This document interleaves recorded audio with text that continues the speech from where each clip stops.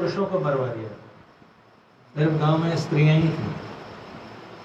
तो कहते हैं भगवान श्री कृष्ण ने नरकासुर का वध किया और उन 16,000 स्त्रियों को स्वतंत्र कराया, कैद खाने से आजाद कराया। और आजाद कराया तो समस्या सुलझने की बजाय और उलझ गई।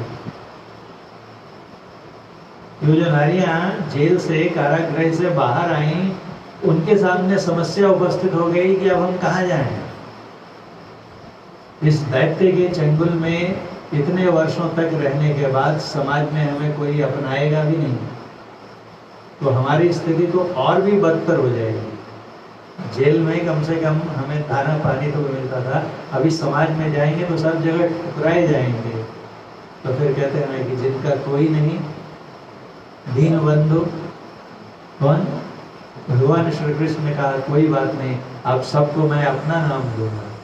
और चलिए और उनके लिए रहने की व्यवस्था कराई अपने महल में। उसके पहले कहीं 16,000 आती हैं संख्या आती है, कहीं 16,100। और उसके पहले भगवान श्री कृष्ण की 8 पत्नियां थी। तो अब सब मिलाकर जोड़िए कितनी होगी। तो नरकासुर का वध करने के चलते आज के दिन ही, आज चतुर्दशी है, कार्तिक मास की जो कृष्ण पक्ष की चतुर्दशी है, यानी कल अमावस्या हो गई। अमावस्या यानी उस दिन दीपावली का पर्व मनाया जाता है। अब फिर से जैसा कहा, ये पुराणों में जो हमारी कथाएं आती हैं, ये सत्य को लंबे समय तक जीवित रखने के प्रयास में या रखने के उद्देश्य से बड़ा ही सुंदर, आकर्षक एक्सटर्नल जो कवर है उनको दे दिया जाता है। बाह्य कलेवर, पिछली बार भी हमने चर्चा की थी। बाहर से उनको ऐसा जामा पहना दिया जाता है, उनमें इतना चार्म आ जाता है कि वो सालों साल वो कहानियां चलती रहती हैं। कहीं भी भागवत कथा होगी तो उसमें ये कथा जरूर आती है। अभी शायद उस दिन कामेश्वर जी भी आए थे, तो हमारे जो हम लोग मोहल्ले में सुनने जाते थे, आए थे स्वामी अद्वैतानंद जी महाराज, तो उन्होंने ये कथा सुनाई थी। ये कथाएं जीवित रहती हैं और कथाओं का संकेत भी उनके साथ जीवित रहता है। मेरे विचार से इसमें छिपा हुआ क्या संदेश हो सकता है? तो यहाँ नरक और चतुर्दशी, ये 2 शब्द आते हैं। चतुर्दशी मतलब चतुर जोड़ 10। चतुर मतलब होता है 4 और 10 मतलब 10। 10 और 4 कितने हो गए? 14। इन 14 में नरक है। जब तक हम इन 14 में, हम मतलब आत्मा, जीवात्मा, जब तक जीवात्मा इन 14 में आबद्ध रहती है, तब तक वो नारकीय जीवन ही बीतती। नरक क्या होता है? नरक कहते किसको है? हमारी जो मान्यता है कि जो पाप करते हैं उनको नरक में भेजा जाता है, और तरह तरह के स्थान है वहाँ, एक से एक कष्ट देने। कहीं कोई कुंड है अग्नि का, उसमें जलाया जाता है, कहीं नाली में सड़ाया जाता है। उन्हें किसी तरह तरह से जितने प्रकार से यातनाएं दी जा सकती हैं, उतने प्रकार के कष्ट जीव को भुगतवाए जाते हैं। किस जीव को? जो बुरे कर्म करके आया है। ऐसे भी साधारण अर्थ में भी हम लोग कहते हैं कि कोई बहुत तकलीफ में रहता है, उसके घर खाने की व्यवस्था नहीं, पीने की व्यवस्था नहीं, तो कलह है परिवार में, क्लेश है, आपस में सब झगड़ते रहते हैं, दरिद्रता भी है, और वहाँ जाकर आते हैं और कोई पूछता है गए थे वहाँ कैसा लगा, तो कहते हैं मत पूछो, एकदम नरक, बिल्कुल नरक के जैसा जीवन है वहाँ पर। ऐसा लगा जाकर कि नरक से हो रहे हो। अब देखिए, वो व्यक्ति नरक गया नहीं है, अगर कभी गया भी होगा तो हमें स्मरण है क्या? कभी किसी जन्म में मान लीजिए हम नरक गए होंगे तो उसकी स्मृति तो है नहीं, लेकिन फिर भी हम कहते हैं उसको नरक। मतलब जहाँ पर इतना कष्ट हो, इतनी दुर्दशा हो कि उसका बयान नहीं किया जा सकता है, तो उसको हम लोग कहते हैं नरक। दुख, अपार दुख जहाँ पर। और सबसे बड़ा दुख क्या? तो गुरु महाराज ने कहा, आवागमन सम दुख दूजा है नहीं जग में कोई। आवागमन, आना और जाना, जन्म और मृत्यु। आना मतलब कहाँ आना? संसार में आना। संसार में आने के लिए शरीर में आना होता है। शरीर में आएंगे तभी संसार में आएंगे, क्योंकि शरीर और संसार में अन्योन्याश्रय संबंध है। अन्योन्याश्रय मतलब एक दूसरे का सहारा है दोनों को, दोनों एक दूसरे के बगैर नहीं रह सकते। शरीर है तो संसार है, और शरीर और संसार गुरु महाराज कहते थे कि परमात्मा की अद्भुत रचना है। जिन 5 तत्वों से ये शरीर बना है, उन्हीं 5 तत्वों से ये संसार भी बना है। संसार में देखेंगे तो ये 5 तत्व जो बताए गए हैं, मिट्टी है ना, दूसरा जल, तीसरा अग्नि, अग्नि मतलब हीट, उसके बाद वायु और आकाश। अगर बाहर भी देखेंगे तो इन्हीं 5 तत्वों के मेल से बना हुआ मिलेगा, और हमारे शरीर में भी यही 5 तत्व हैं। तो शरीर और संसार में बहुत मेल है। हम शरीर में रहते हैं तो संसार में रहते हैं। आप कहेंगे इससे क्या तात्पर्य हुआ कि हम शरीर में रहते हैं तो संसार में रहते हैं? कभी देखिए सत्संग में ही हैं और नींद आ गई, सो गए, तो कहाँ चले गए? अब हमें हमारे शरीर का भान रहा क्या? जितनी देर हम सोए रहते हैं शरीर का ज्ञान चला जाता है, और शरीर का ज्ञान चला जाता है तो संसार का ज्ञान रहता है, संसार का ज्ञान भी खत्म हो जाता है। और नींद टूट गई अचानक, जग गए तो पहले शरीर का ज्ञान होता है, और जैसे ही शरीर का ज्ञान होता है हमारे आसपास देखिए जितने लोग हैं, सब जितनी वस्तुएं हैं सब दिखने लगती हैं, यानी संसार का भी ज्ञान हो जाता है। तो अगर शरीर के ज्ञान का लोप हो जाए तो संसार भी विलुप्त हो जाता है। ये बहुत सुंदर सिद्धांत है स्पिरिचुअलिटी का, और बहुत साइंटिफिक, कि संसार का ज्ञान हमें बोध तभी तक होता है जब तक हमारी जो चेतना है वो शरीर के स्तर पर रहती है। अब ये चतुर्दशी से क्या तात्पर्य है, हमने देखा था, तो भजन गाते गुरु महाराज कहिए, 9 द्वारन 10 चारी इंद्रिन में, भव दुख सहूं अपार स्वामी हो दयालु जी। गुरु की जय भव निधि पार स्वामी हो दयालु जी। प्रार्थना करते हैं कि हे गुरु, हे दयालु गुरु, मुझे भव निधि, भव मतलब संसार या जन्म मरण का चक्र, ये जो जन्म मृत्यु का चक्र है, ये संसार सागर है, इससे मुझे निकालिए, इससे पार कराइए मुझे। ये कैसा है संसार? तो कहते हैं 9 द्वारन और 10 चारी इंद्रिन में। 10 और 4 मिलाकर कितने हो गए? 14। 14 अर्थात चतुर्दशी। इन 14 इंद्रियों में रह के मैं क्या अनुभव करता हूँ? तो कहते हैं भव दुख सहूं अपार। देखिए शब्दों पर गौर करिए। कहते हैं कि संसार का दुख भोगता हूँ, सहता हूँ। कितना दुख है? बोले थोड़ा मोड़ा, तो कहा नहीं, अपार दुख है। अपार मतलब कि जिसका माप न किया जा सके, जिसका पार किसको कहते हैं? नदी के उस पार चले गए, वो व्यक्ति तैर कर या पुल पर चलकर नदी के पार चला गया। पार किसके जा सकते हैं? नदी के पार कब जाएंगे? जब नदी की सीमा खत्म हो जाएगी। किसी भी चीज के पार हम तभी जा सकते हैं जब उसकी सीमा समाप्त हो जाए, उसकी बाउंड्री को क्रॉस कर जाए, तब कहते हैं कि भारत की सीमा कभी कभी अनजाने में पार हो जाते हैं, और देखिए उधर पाकिस्तानी सेना पकड़ लेती है। तो भारत की सीमा के पार। और अपार मतलब जिसका पार ही न किया जा सके, अर्थात जो असीम है। इतना दुख है इन 14 इंद्रियों में कि उसका आकलन नहीं किया, उसका पार नहीं किया पाएगा। अथाह दुख है। 14 इंद्रियां कौन कौन सी? तो 5 कर्मेंद्रियां। 5 कर्मेंद्रियां कौन कौन सी हैं? वो ज्ञानेंद्रियां हैं, उनको बोलते हैं सेंसरी ऑर्गन्स। 2 तरह की 2 ग्रुप्स हैं हमारे बाहर में, बाह्य इंद्रिय, एक्सटर्नल ऑर्गन्स। ब्रॉडली 2 में क्वालिफाई, 2 क्लासेस में क्वालिफाई होती हैं। एक को बोलते हैं ज्ञानेंद्रियां और एक को बोलते हैं कर्मेंद्रियां। Sensory organs and organs of action. कर्मेंद्रियां क्या है? काम किससे करते हैं लोग? हाथ से, पैर से, मुंह से, गुदा, लिंग। ये 5 जो हैं ये कर्मेंद्रियां हैं। और ज्ञानेंद्रियां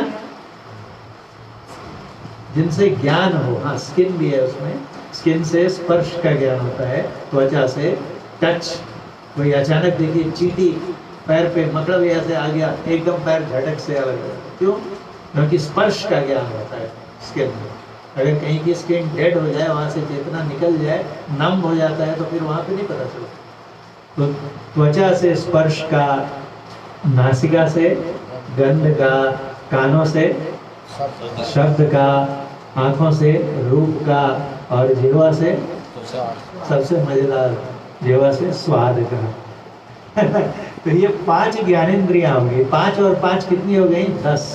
ये 10 इंद्रियां बाहर में हैं, दिखाई देती हैं शरीर में, लेकिन इनके अतिरिक्त 4 और इंद्रियां हैं जो अंतः इंद्रियां हैं, आंतरिक इंटरनल ऑर्गन्स हैं, वो दिखाई नहीं देती हैं, वो सूक्ष्म है। अंतःकरण कहते हैं। करण मतलब भी होता है इंद्रिय।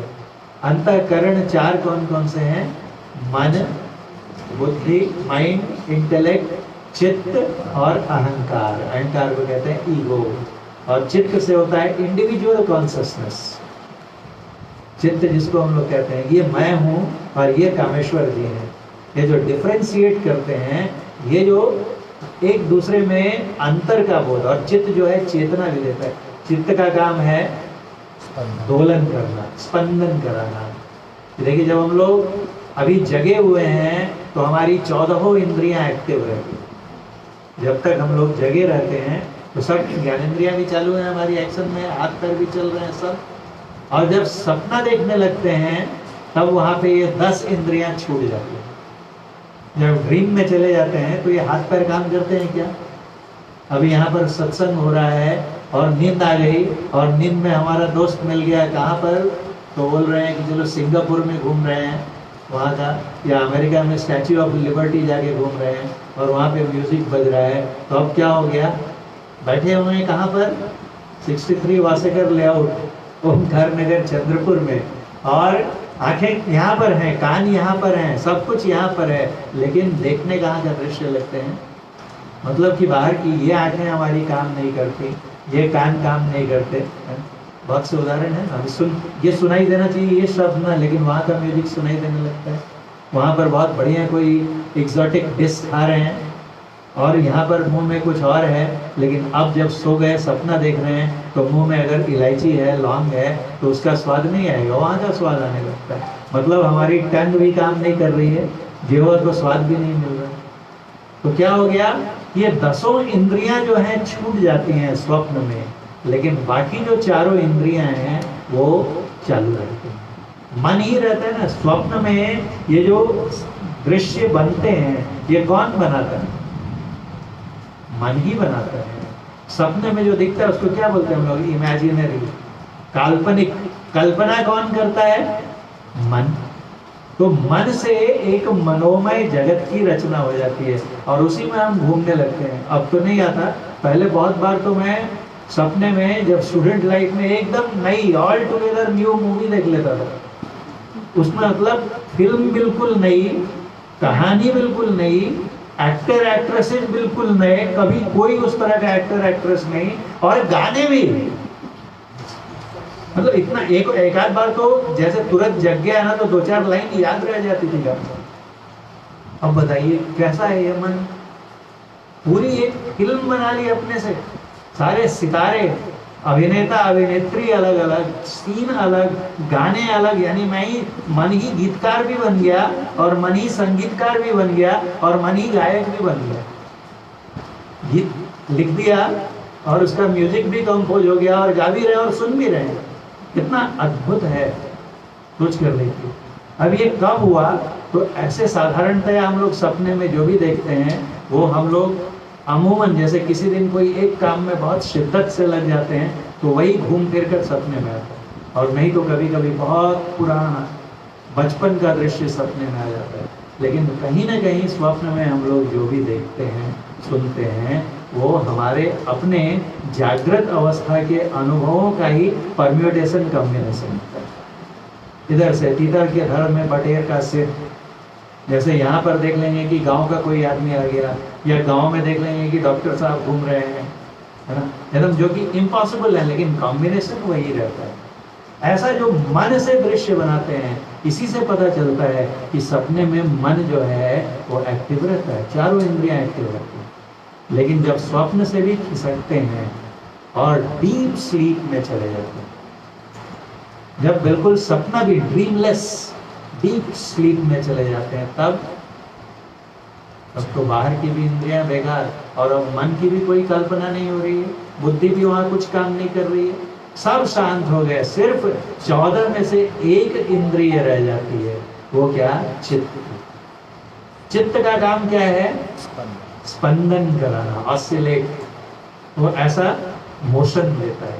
देखिए, अगर मन को मोशन मिलना बंद हो जाए तो मन सोचना बंद कर देगा, संकल्प विकल्प बंद हो जाएगा तो मन भी डेड हो जाएगा। बुद्धि के लिए भी विचार चाहिए ना, ये या वो, सत्संग में जाऊं कि फिल्म में जाऊं। मन ने संकल्प किया कि सत्संग में जाना है, और फिर बोलता है जाने दो ना, आज तो बहुत बढ़िया शो आने वाला है, टीवी पे प्रीमियर, वर्ल्ड प्रीमियर आने वाला है कोई मूवी का, वही देख लेते हैं। तो मन ने यह संकल्प उपस्थित कर दिया, अब बुद्धि विचार करना शुरू करती है, सही है क्या? ये तो बाद में रिपीट टेलीकास्ट भी आएगा इस वर्ल्ड प्रीमियर का, सत्संग तो रिपीट नहीं होगा। ऐसा निर्णय जो करती है, ये कौन सी बुद्धि होती है? ये सात्विकी बुद्धि होती है। और एक होती है राजसिक बुद्धि। राजसिक बुद्धि क्या करेगी? नहीं, वो बोलेगी कि अरे वहां जाएंगे सत्संग में, जाने में आधा घंटा लगेगा, आने में आधा घंटा लगेगा, ऐसे भी बारिश हो रही है, थोड़ा कल ऑफिस में वो काम है, अभी क्यों नहीं निपटा लेते, या कल दिवाली में बहुत काम करना है, अभी थोड़ा बना होना के घर का काम करके रख लेते। अब ये वाली बुद्धि के चलते सत्संग से रुक गए, क्या तो संसार का काम कर लेते हैं। ये कौन सी बुद्धि हो गई? इसको कहते हैं राजसी बुद्धि। रजोगुण एक्टिव, तीनों गुण हमारे में हमेशा रहते हैं, तीनों गुण रहते हैं। किसी एक खास मोमेंट में हम लोग जो काम करते हैं, उस समय तीनों में से कोई एक बुद्धि डोमिनेंट हो जाती है, और जो बुद्धि डोमिनेंट हो जाती है वही काम करवा देती है। तो अगर राजसी बुद्धि डोमिनेंट हो गई तो बैठ के वो कल गुजिया वुजिया बनाना है तो उसका अभी थोड़ा मसाला वसाला तैयार कर लेते हैं, मधु को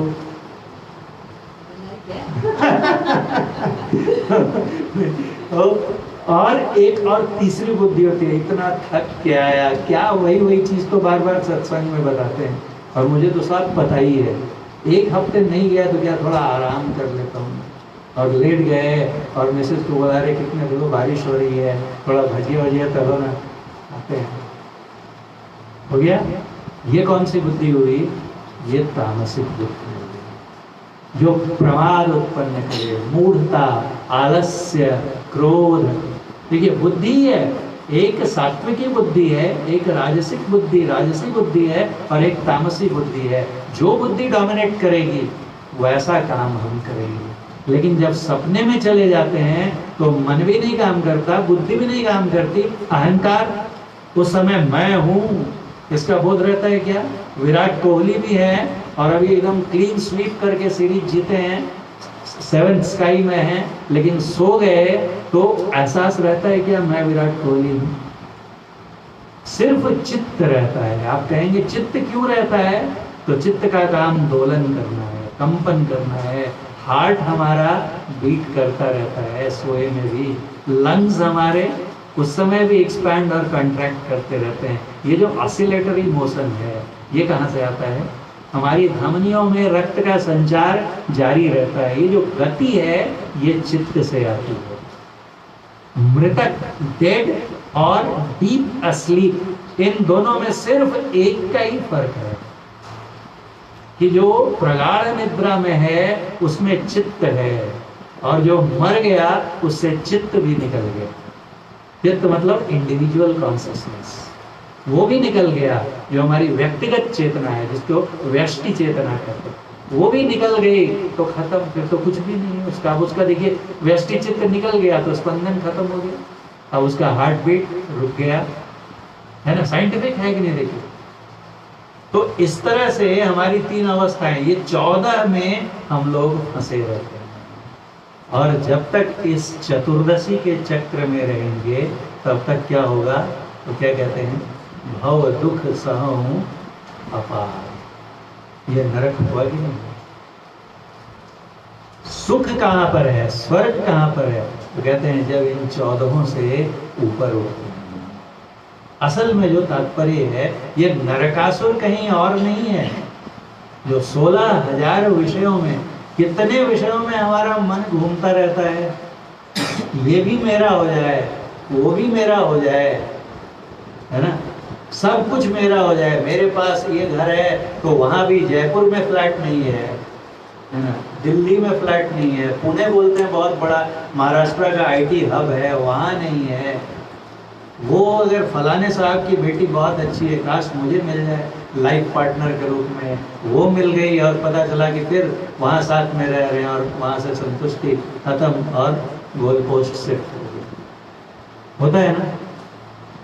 तो ये जो चीजें हैं, ये 16 नरकासुर कहीं बाहर नहीं है। जितने भी ये चरित्र हैं ना, पौराणिक चरित्र, वो सच में वो दृश्य, वो कथानक घटित हुए थे कि नहीं हुए थे ये नहीं पता, लेकिन उनमें से प्रत्येक चरित्र हमारे अंदर है। कृष्ण भी हमारे अंदर ही है और नरकासुर भी हमारे अंदर में ही है। कहा कौन जीवित? तो कहा जिसको द वन यू फीड, जिसको आप भोजन देंगे वो पुष्ट होगा, जिसको भूखा रखेंगे वो बेचारा कमजोर पड़ता जाएगा।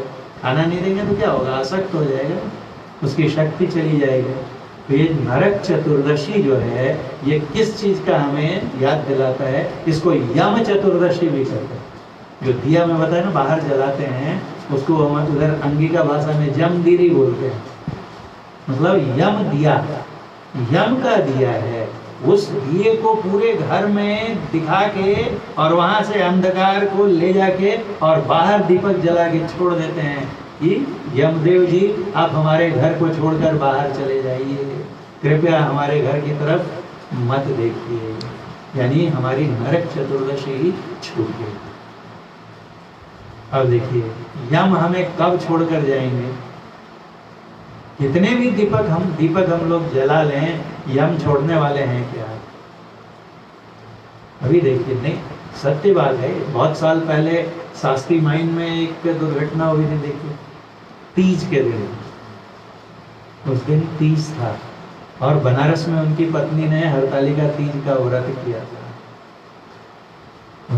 अभी भी एक हमारे ही बहुत प्रिय संबंधी के साथ ऐसी दुर्घटना घटी भागलपुर में। अब डॉक्टर लग गया, हमें तो पता चला। और उस दिन उनकी पत्नी ने करवा चौथ का व्रत किया था। कई दिनों तक मैं सुनील जी तो पानी ही नहीं पी रही, तो बिना देखे उनको कैसे पानी पीना? कैसी विकट परिस्थिति है। ये दिए जलाने से, करवा चौथ के व्रत रखने से, तीज का व्रत रखने से, बाहर में मंत्र जप करने से, इन सब से हम यम को अपने से दूर नहीं कर सकते। यम की सीमा से, यम की हद से हमें खुद निकलना होगा। दूसरा, अभी भगवान बुद्ध का वचन सुना हमने, क्या कहते हैं? दूसरा कोई हमारी सहायता नहीं कर सकता, हमें खुद प्रयास करना होगा और अपने को यम की सीमा से, यम के घेरे से बाहर निकालना होगा। क्योंकि जितना ये पूरा दीपावली का पर्व जो है ना, ये कहाँ आता है? तो अंधकार के पक्ष में आता है ना, कृष्ण पक्ष में। आज भी देखिए क्या है, चतुर्दशी, और कल क्या हो जाएगा? अमावस्या। अमावस्या मतलब, अमा मतलब अंधेरा, अमा का अर्थ होता है डार्कनेस, और वस्या मतलब जो उससे कंट्रोल्ड हो, उसके वश में हो। वस्या स्त्रीलिंग शब्द है, वस्य पुल्लिंग है और वस्या स्त्रीलिंग हो गया। यानी वो स्त्री जो अंधकार के वश में हो। कौन है ये स्त्री जो अंधकार के वश में हो गई है? ये और कोई नहीं, हम ही हैं। ये जो जीवात्मा है, ये अंधकार के वशीभूत हो गई है, अमावस्या हो गई है। कब तक ये अमा रहेगी, अमा निशीत का अंधकार कब तक हमारे अंदर रहेगा? तो पूज्यपाद महर्षि संशय परमहंस जी बहुत अच्छा कहते थे। वो कहते थे कि जब तक तम में तब तक यम। तम मतलब भी अंधेरा, अमा मतलब भी अंधेरा। जब तक हम अंधकार में रहेंगे तब तक हम कहाँ रहेंगे? मृत्यु के पाश में रहेंगे। वो कहते थे, बड़ी उनकी शैली, गद्य में ही पद्य की रचना करते थे। वो कहते थे कि जब तक तम के घेरे में रहेंगे तब तक ये इस शरीर को बोला गया है सिटी ऑफ 9 गेट्स। इस शरीर को 9 द्वारों का, 9 द्वारा पुरी, पुरी मतलब होता है शहर, चंद्रपुर। तो 9 द्वारा पुरी, ये 9 द्वार कौन कौन से हैं? 2 आंखों के दरवाजे ये ना, देखिए पर्दा गिरा दिया तो बंद, और खोल दिया तो दिखना शुरू हो जाता है। 2 कान के, पर्दा बंद कर दिया तो सुनाई देना बंद। नाक के बंद कर दिया तो गंध बंद, प्राण भी चले जाएंगे। 2 2 4 2 6, और मुख का 1 7, और मल मूत्र विसर्जित करने के 1 मार्ग। ये द्वार हो गया। और खिड़कियां तो अनंत हैं। खिड़कियां कौन सी हैं? ये 9 दरवाजे हो गए। और खिड़कियां रोम छिद्र, गुरु महाराज कहते थे, ये रोम छिद्र जिनसे होके स्वेट बाहर आता है ना। ये तो खिड़कियां हैं। दरवाजा बड़ा होता है, खिड़कियां छोटी होती हैं। तो ये इनसे, ये भी खिड़कियां हैं। ये इसमें जब तक हम लोग बंद रहेंगे, 9 दरवाजों में क्या है? पूरा अंधकार। ये सूरत जो है फंसी 9 द्वार मझार, इन 9 दरबारों के मझार में फंसी हुई है। तब तक क्या रहेगा? तो श्रुति फंसी है मझार, सूरत फंस गई है इसमें। और जब तक अंधकार, आप कहेंगे अंधकार में कैसे हैं? तो हम लोग बहुत बार चर्चा कर चुके हैं, है ना। हम लोग अंधकार में हैं क्या? अभी अंधकार में है कि प्रकाश में है? अंधकार में है। कैसे है? एक देखिए, एक अंधकार होता है ज्ञान का, अज्ञान का। ज्ञान हो गया तो प्रकाश, अगर अज्ञान है तो अंधकार। लेकिन सच में भी देखा जाए वो तो एक फिगरेटिव मीनिंग हो गई उसकी। लेकिन लिटरल मीनिंग भी अगर हम लोग लेंगे, शब्दार्थ भी, तो भी अंधकार में है। आप कहेंगे कि हम प्रकाश में हैं, तो प्रकाश में तो मेरा शरीर है। मैं शरीर हूँ क्या? मेरा शरीर, मेरा शरीर मतलब कि मैं कोई दूसरा हूँ। ये मेरा घर है तो मैं घर नहीं हूँ। ये मेरा वस्त्र है तो मैं वस्त्र नहीं हूँ। ये मेरा शरीर है, अर्थात मैं कौन हूँ? तो मेरा घर है तो मैं कौन हूँ? घर में रहता हूँ। मेरा शरीर है तो मैं इस घर में रहता हूँ, शरीर रूपी घर में। तो शरीर रूपी घर में रहता हूँ, अर्थात मैं इस शरीर के अंदर रहता हूँ। बाहर देखने के लिए क्या करना पड़ता है? आंखें खोल कर देखना होता है। और मैं कहाँ हूँ? खुद को देखना है तो मैं शरीर के अंदर हूँ। कैसे देखूंगा? अंदर देखने के लिए आंखें बंद करनी होंगी। और आंखें बंद, बाहर में कितना भी प्रकाश कर लीजिए, देखिए ना, 2 2 4 2 6 लाइट्स जल रही हैं, इतने प्रकाश में हैं। और आंख बंद कीजिए और देखिए, कुछ दिखाई देता है? जहाँ कुछ दिखाई नहीं देता उसको क्या कहते हैं? अंधकार। तो हम कहाँ हैं? अंदर में है ना। अंदर में है। अंदर में क्या है? तम है। और वो कहते थे कि जब तक तम है तब तक यम है। अगर हमें मृत्यु से परे जाना है, मृत्यु जयी बनना है, महामृत्युंजय का जप करते हैं हम लोग। लेकिन महामृत्युंजय असल में मृत्यु जयी होता कौन है?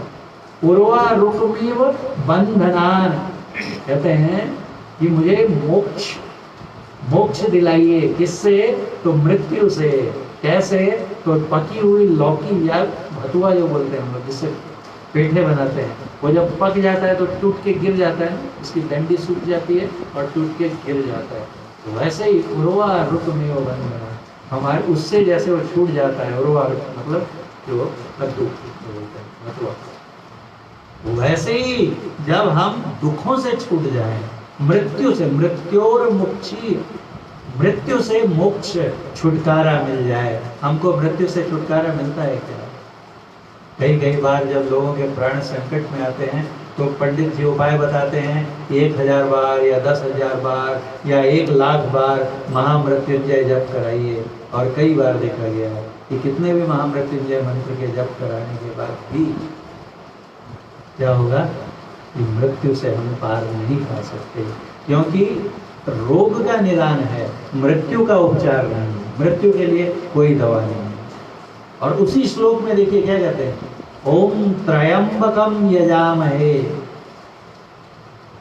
जो महामृत्युंजय त्रयंबकम, त्रयंबकम मतलब त्रि जोड़ अंबकम, त्रि मतलब 3, अंबक मतलब आंख, उस 3 आंख वाले की मैं पूजा करता हूँ यजामहे।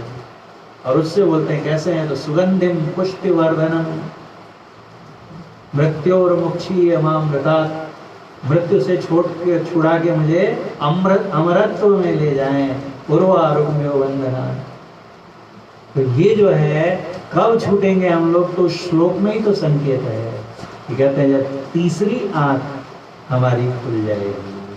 अभी हमारे पास सिर्फ 2 आंखें हैं, तीसरी आंख कहाँ है, तो कहा तीसरी आंख भी हमारे में ही है, हर एक के अंदर में ही है, क्योंकि हमारे पिता की भी 3 आंखें हैं और हमारी माता की भी 3 आंखें हैं। अब अगर ऐसा बोला जाए तो बोलेंगे पिता माँ पापा को तो बचपन से देख रहे हो, उनको तो 3 आंखें नहीं हैं। अभी एक पूजा, एक मंत्र जो हमने पढ़ा है, एक इनका है भगवान शिव का महामृत्युंजय, उनको महामृत्युंजय उन्हीं का नाम है, भगवान शिव का। और उनकी पत्नी जो शिवा है पार्वती, उनके बारे में क्या कहते हैं, सर्वमंगल मांगल्ये शिवे सर्वार्थ साधिके, बोलते हैं ना, शरण्ये त्र्यंबके गौरी, बोलते हैं ना। तो शरण्ये, शरण में हूँ किसकी, तो गौरी, गौरी कौन है, पार्वती। कितनी आंखें हैं, तो कहा त्रयंबके, माता के 3 आंखें, अम्बे तू है जगदम्बे काली, माता बोलते हैं ना, 3 आंखें हैं उनकी। अम्बा का मतलब माँ भी होता है, अम्बा का मतलब आंख भी होता है। 3 आंखों वाली हमारी माता और 3 आंखों वाले पिता। तो हमें अगर 2 आंख है और सुमन को 2 आंखें है, तो बच्चों को भी 2 आंखें हैं। तो वैसे ही अगर हमारे जो पिता हैं शिव और माँ पार्वती, उनकी 3-3 आंखें हैं, तो हमारी भी 3 होनी चाहिए कि नहीं होनी चाहिए, हैं। शिव भगवान भी हमेशा तीसरी आंख खोलते नहीं हैं।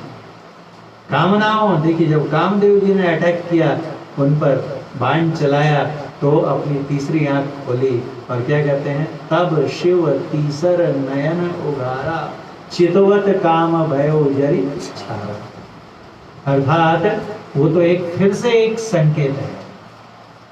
कामदेव कौन है, कामनाओं के देवता, काम के देवता हैं। काम किसको कहते हैं, कबीर साहब से पूछा कि काम की परिभाषा क्या है। हम लोग सब काम काम काम दिन भर रटते रहते हैं। कबीर साहब कहते हैं कि काम काम सब कोई कहे, काम न चिन्हे कोई पहचानता नहीं है, सब काम काम रटते रहते हैं। जेती मन की कल्पना काम कहावे, मन में जो हमारे विचार उठते हैं ना, वही असल में काम है। कितने विचार उठते हैं, तो कहते हैं कि कितने मन में, जितनी समुद्र में लहरें हैं, जेतिक लहर समुद्र की, उतने हमारे मन में हैं, और उतने से भी संतोष नहीं होता है। तो कहते हैं कि नहीं, समुद्र लहर तो थोड़िया, समुद्र की लहरें भी बहुत कम हैं। कितनी लहरें उठती हैं, सी बीच पर जाके देखा होगा ना, उठते ही रहती है, खत्म ही नहीं, उठत कबहू होए ना अंत, अंत ही नहीं होता। कबीर साहब कहते हैं कि वो लहरें भी बहुत थोड़ी हैं। मन में तो अनंत लहरें हैं, उन लहरों को तो दिन भर बैठ के गिन भी सकते हैं, लेकिन मन में जो हमारी कल्पनाएं, उनकी तरंगें उठती रहती हैं, वो अनंत हैं। इन काम को जब जय करना हो, कामनाओं का जय करना हो, तो कब होता है, कामनाएं भस्म हो जाती हैं जलकर। किनकी, जिनकी तीसरी आंख खुल जाती है।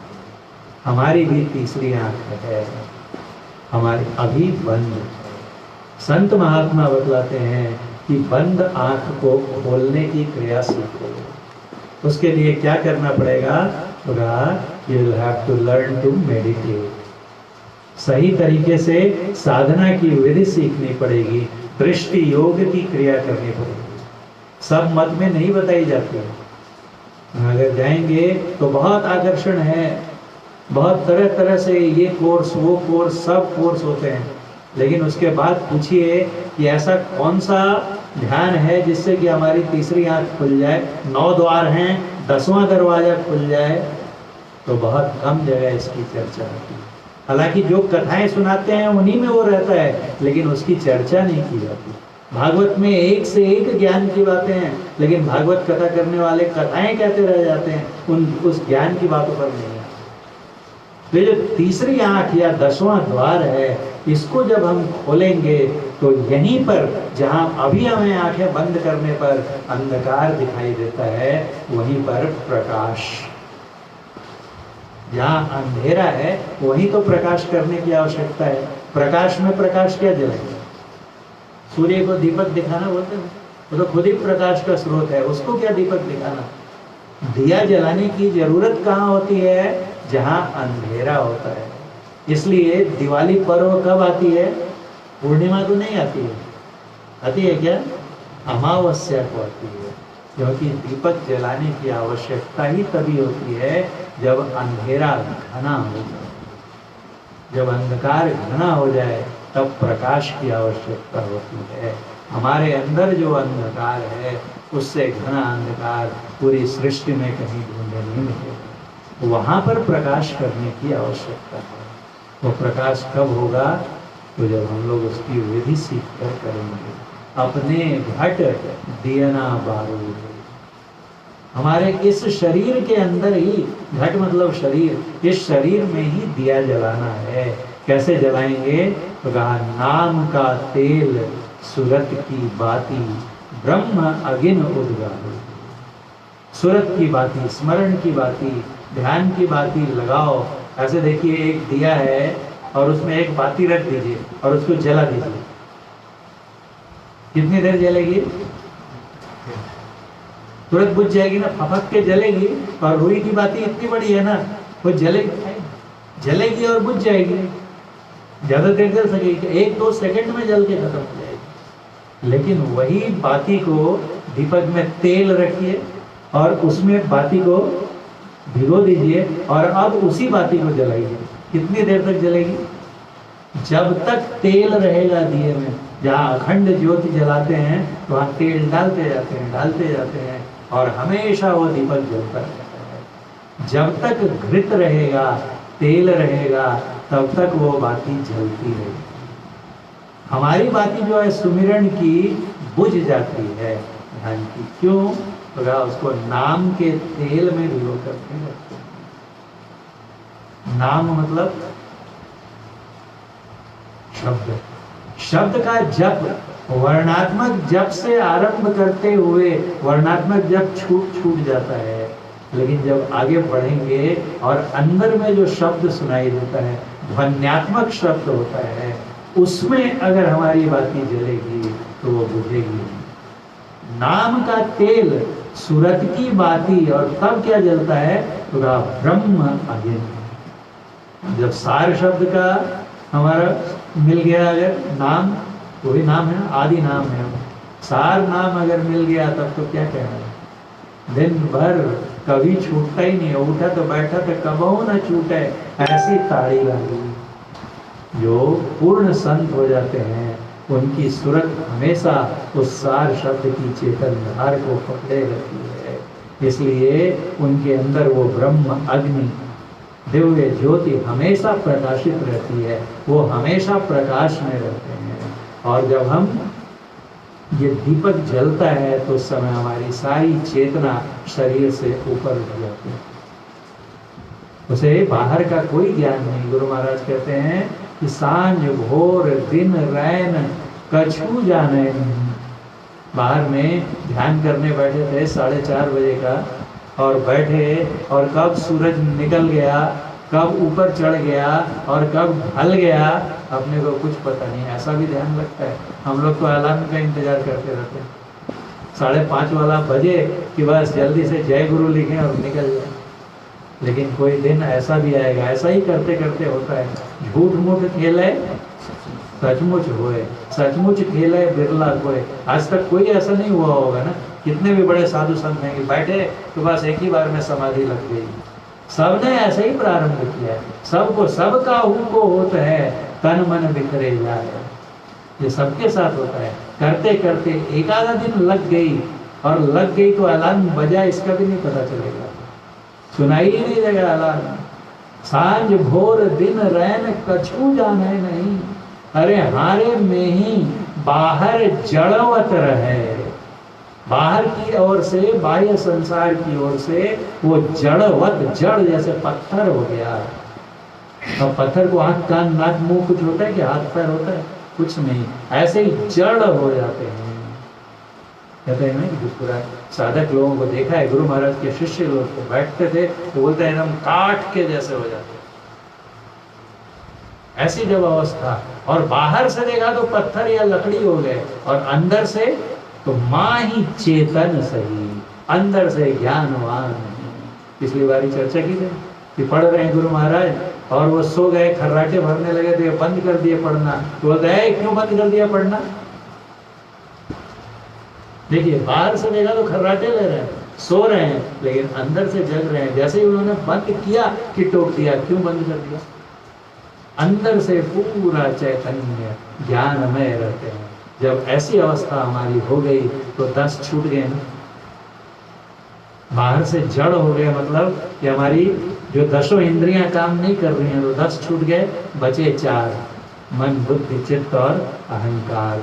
जब अंदर अंदर अंदर अंदर एक एक मंडल को ऊपर उठते जाएंगे, त्रिकुटी के बाद जाएंगे तो मन भी गिर जाता है, रहता है कारण तक, लेकिन ऐसे ही कहने को रहता है, कोई काम वाम होता नहीं है ना। और कारण के ऊपर जड़ मंडल को महाकारण के पार कर गए तो चारों खत्म। आज ही डाला था जिज्ञासा, जीवात्मा, चेतन आत्मा और परमात्मा में, आत्मा और परमात्मा में क्या अंतर है?